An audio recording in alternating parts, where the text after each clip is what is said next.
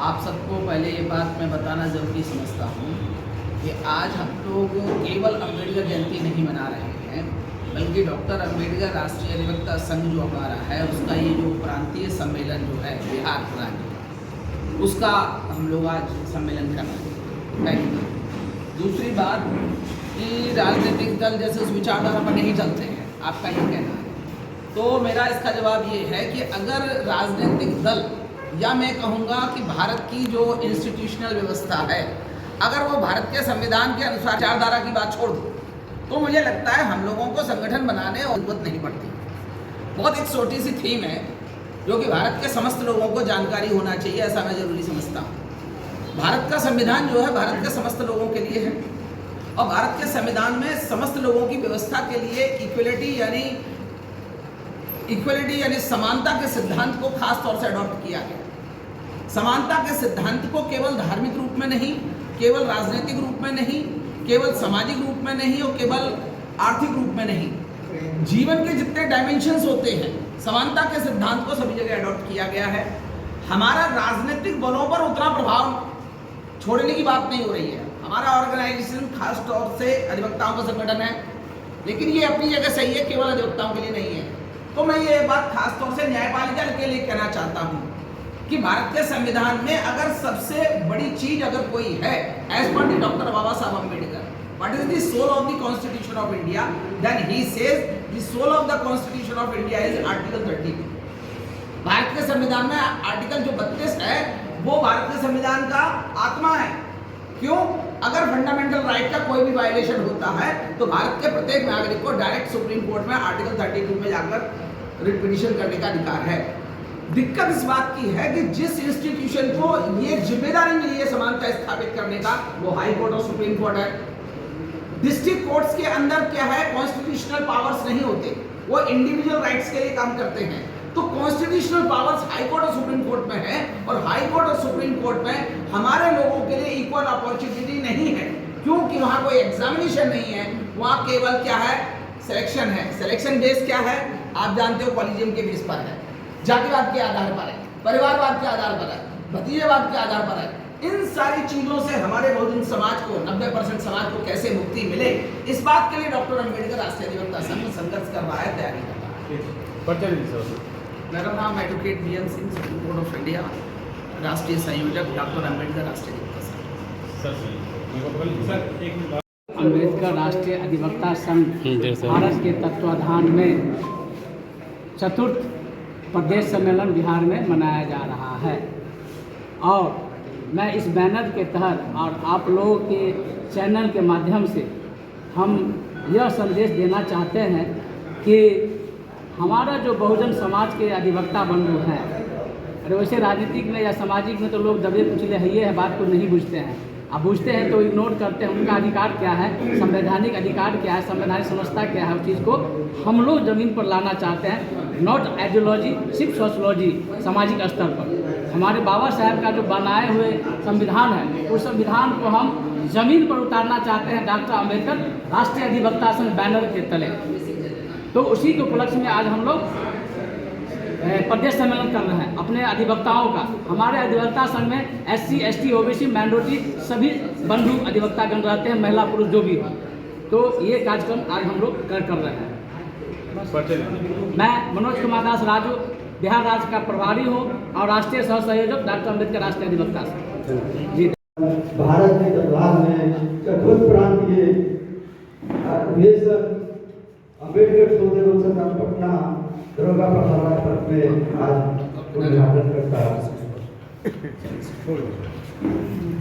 जय बाबा तेरा मिशन अधूरा, हम सब मिलकर करेंगे पूरा। बाबा तेरा मिशन अधूरा, हम सब मिलकर करेंगे पूरा। बाबा तेरा मिशन अधूरा, हम सब मिलकर करेंगे पूरा। बाबा साहब अमर रहे, अमर रहे, अमर रहे। जय भीम, जय भीम, जय भीम, जय भीम, जय भीम, जय भीम, जय भीम, जय भीम, जय जय जय जय भीम, जय भीम, जय भीम। बाबा तेरा मिशन अधूरा, हम सब मिलकर करेंगे पूरा। बाबा तेरा मिशन अधूरा, हम सब मिलकर करेंगे पूरा। जब तक सूरज चांद रहेगा, बाबा तेरा नाम रहेगा। जब तक सूरज चांद रहेगा, बाबा तेरा नाम रहेगा। डॉक्टर भीमराव अम्बेडकर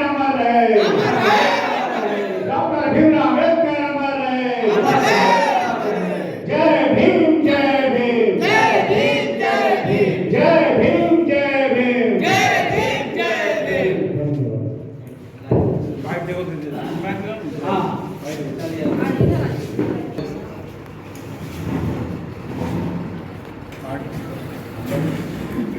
डॉक्टर भीमराव अम्बेडकर साहब का जयंती मना रहे हैं। और अभी आपने जरूर सुना होगा कि जब तक जो अधूरा इनका सपना है पूरा नहीं होगा तब तक हम लोग संघर्ष करेंगे, उनके अधूरे सपनों को पूरा करेंगे।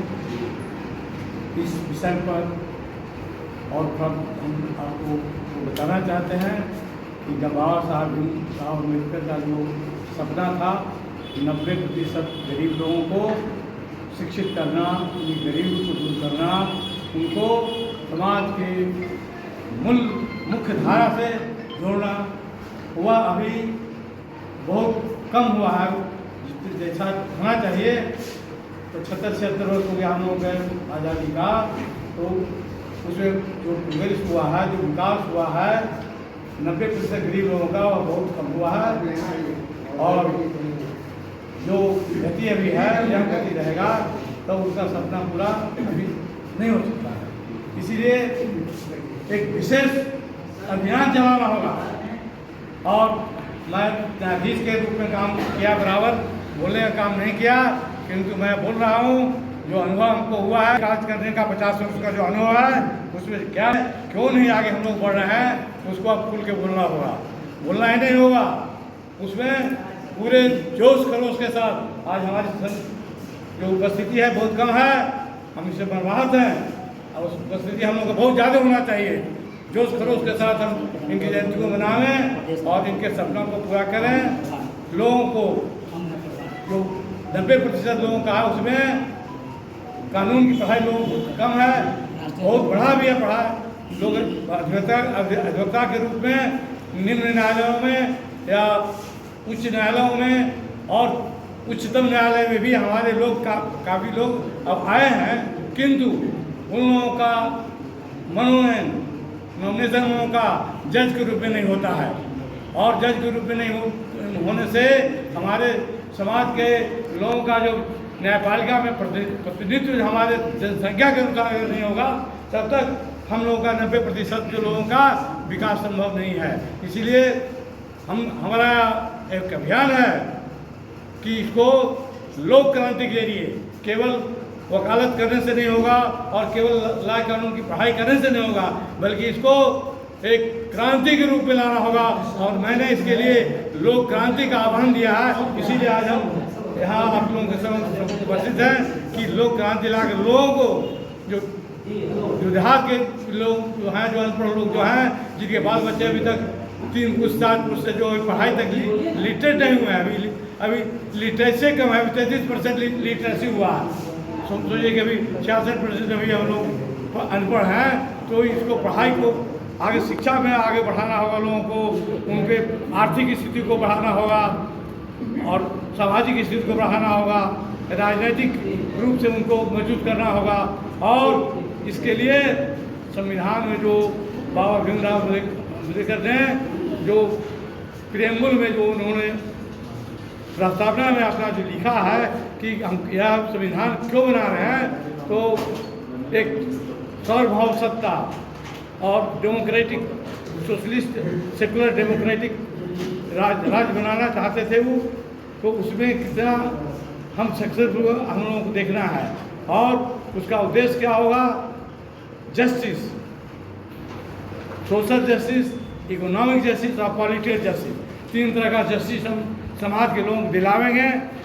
एक मुद्दा पहला ही है जस्टिस का, दूसरा है लिबर्टी स्वतंत्रता, liberty of thought and expression. हम जो सोचेंगे उसको हम व्यक्त करेंगे, बोलने का अधिकार हमको होना चाहिए। वह भी हमको अभी प्राप्त नहीं हुआ है। हम बोलते हैं किंतु बहुत बात अभी नहीं बोलते हैं, कंटेम्प्ट ऑफ कोर्ट का डर है या दूसरे तरह से हम लोग को सताया जाने लगता है, बहुत लोग सताए गए हैं इसके लिए। तो इसके लिए लोग हमारे जब हमारे साथ हो जाएंगे, लोग इस क्रांति में हमारे साथ जब जुटेंगे तब हम लोग बोलने के लिए साहस करेंगे। तो दूसरा लिबर्टी होना चाहिए, हम लोग को स्वतंत्र का अधिकार है, उसको हमको दिलाना है, आम लोगों को दिलाना है, तब जाके आगे बढ़ेगा। उसके बाद equality of status an opportunity. High court जज होने के लिए हाई कोर्ट में 10 साल का वकालत जरूरी है। हम यह कहते हैं कि जितने भी हाई कोर्ट में लोग वकालत कर रहे हैं, जिनका उम्र अभी बच रहा है, जो 62 वर्ष को नहीं पहुँचे हैं, रिटायरमेंट का एज नहीं पहुँचा है, वैसे सभी लोगों को न्यायाधीश के बहाली में उनको अवसर मिलना चाहिए, उनको अपॉर्चुनिटी मिलना चाहिए। तो अपॉर्चुनिटी कहाँ मिलता है? नॉमिनेशन ऐसा होता है कि जानकारी नहीं होता है कि जज की नियुक्ति कैसे होती है और कब हो गया पता नहीं चलता है। कोई इक्वलिटी ऑफ अपॉर्चुनिटी होना चाहिए और स्टेटस भी हम लोग को मिलना चाहिए। हमारे लोग, हमारी जितनी जनसंख्या है उस जनसंख्या के अनुसार हमारा प्रतिनिधित्व न्यायपालिका में सुनिश्चित होना चाहिए। सर जमाना बदल गया है, लेकिन आज भी दलितों को पढ़ने से रोका जाता है। कुछ दिन पहले उत्तर प्रदेश बनारस यूनिवर्सिटी में एक मामला सामने आया था कि छात्र टॉप 3 रैंक में आया, लेकिन फिर एडमिशन को नहीं मिल रहा था। लगातार 14 दिन से वो धरना में बैठा हुआ है। तो इसलिए जागरूक करना होगा लोगों को। जो भी हमारे साथ अन्याय हुआ, अन्याय का हम पुरजोर विरोध करेंगे और जब हमारा विरोध जब सड़क से लेकर संसद तक जब चलेगा तो जो अन्याय हो रहा है, अन्याय बंद हो जाएगा। हकीकत ये कि राजनीतिक तौर पर देखा जाए तो इस जाति के लोग भी संसद पहुंचे, लेकिन कोई आवाज़ नहीं उठाता। नहीं उठाते, यही गड़बड़ी है, यही कमजोरी है। हम जो संसद में जो हमारे लोग हैं, वे उन लोगों से मेरा आग्रह है, उन लोगों से रिक्वेस्ट है कि 90% लोगों की आवाज़ बुलंदी के साथ वहाँ संसद में रखें कि लोग जाने इसको कि क्या हमारे साथ अन्याय हो रहा है।